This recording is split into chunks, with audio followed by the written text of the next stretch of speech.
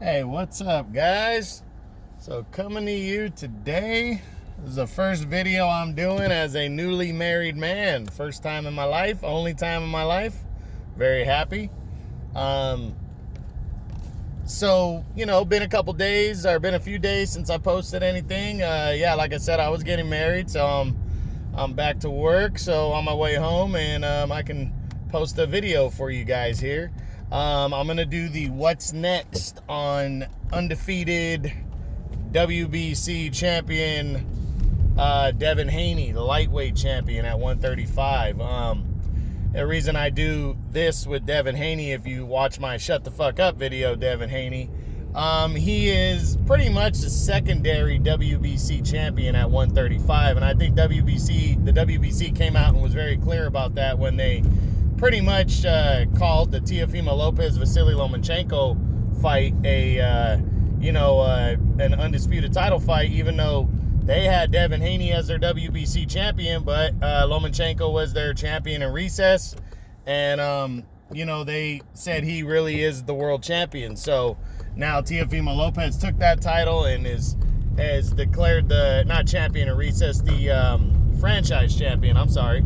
So they've called Teofimo Lopez that now that he beat Lomachenko, which, still means that, what's his name? It's pretty much like the WBA with their super champion and regular champion. Devin Haney's the pretty much the regular WBC champion that's going to be making the mandatory defenses and different things like that. So, that's what you can expect from him. So, anyways, he fought in the main event of a DAZN card on Saturday, November 7th. It was his first fight in about a year, and defended the title against former unified featherweight champion Yuriorkis Gamboa, 39 years old.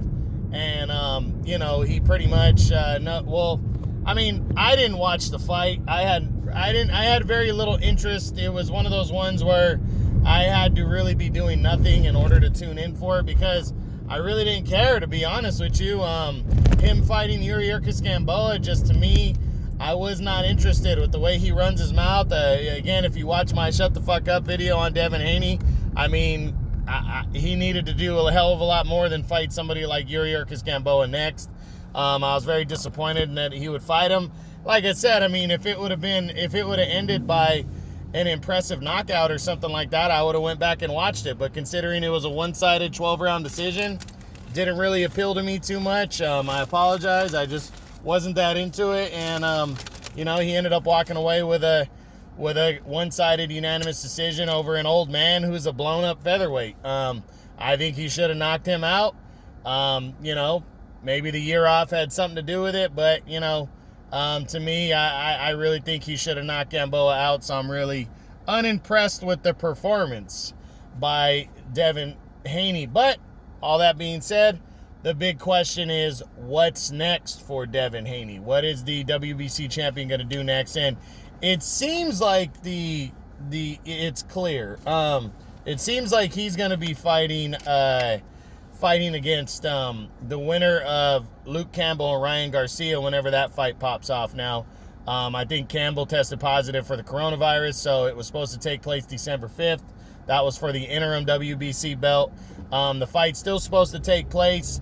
There has been some speculation that they could be fighting on the Canelo Callum Smith undercard, even though Eddie Hearn is saying he doesn't think so, but that it's not his call. So I would love to see that fight on the undercard of that, but I'm not sure if that's going to happen. But all that being said, I believe they're going to end up fighting in, late December, January sometime.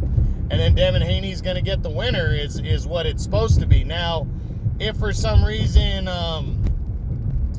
that were to not happen, then, it could be Javier Fortuna, who's, was waiting around for Jorge Linares. Linares tested positive for the virus, so he had to pull out of that fight. Fortuna's returning actually this weekend against some veteran Anthony Lozada, I think. He should win that one easily. And then, he could be in line next as a secondary option. And then possibly you're looking at Jorge Linares as a third option, based on what they plan on doing. I really don't think Haney's in line for Teofimo Lopez next. I don't think that's happening. I think they're going to try to do... I really think he's going to fight the winner of Ryan Garcia and Luke Campbell. And to be honest, he's going to have his chance next to prove how good he really is. Whoever he fights next, Devin Haney is going to be his toughest opponent to date. Whether it's Javier Fortuna or whether it's the winner of Garcia Campbell, which I think it's going to be that, he's going to get a chance to prove how good he really is. If Ryan Garcia is as good as everybody's building him up to be, he will beat Luke Campbell, and then you got an undefeated collision course between two very, very good, up and comers, with Garcia and Devin Haney. And if Luke Campbell upsets Ryan Garcia, which on paper, most people would look at it as an upset, but Campbell has a lot more experience. He's a former Olympic gold medalist. Very solid, fought for titles 2 times. If he pulls out the upset, he's going to be a very good veteran for Devin Haney to get in a ring with. And again, it's going to be the toughest opponent Haney's ever faced. So whoever Haney fights next, between Ryan Garcia, Luke Campbell, and maybe the outside shot of Javier Fortuna, it's going to be his toughest opponent to date. So you can count on that.